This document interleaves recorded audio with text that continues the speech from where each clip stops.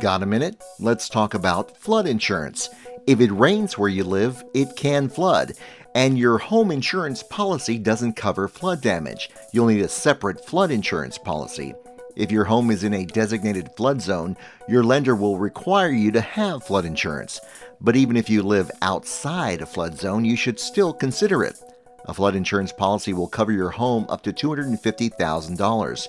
If your home is worth more, talk to your agent about purchasing additional coverage. Most flood policies have a 30-day waiting period, so don't wait for an approaching storm to think about buying coverage. If your agent doesn't sell flood insurance, call the National Flood Insurance Program. Renters can buy flood insurance here too. If you have insurance questions, call our helpline or visit our website.